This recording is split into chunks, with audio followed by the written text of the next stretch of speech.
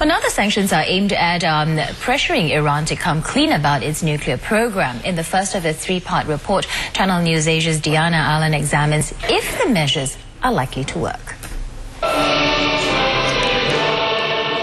The window for Iran to bow to international demands to end its nuclear ambitions is narrowing.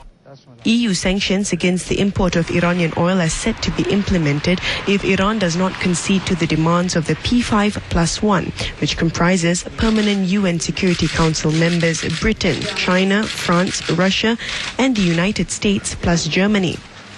But observers say it's unlikely that Tehran will make any compromises. Give something, because at the moment, as the negotiation and the offer stands, there is very little in Iranians for it. The Western powers are offering, okay, you stop enrichment and you shut down Fordo, which is one of the biggest nuclear sites in Iran, and you give up all the enriched nuclear that you have, the stock of enriched nuclear you have. We will provide, a third party will provide you with enriched uranium, and we will see how you behave over time. Then we will decide whether we want to lift the sanctions or not. So this is not exactly the fairest terms for negotiation. Meanwhile, there are those who believe that it's not a question of what is being enriched, but rather who is pursuing the enrichment of uranium. As we recall, the clandestine nuclear weapons program of Israel was started with a French-supplied reactor, whereas America gave Japan the entire nuclear fuel cycle.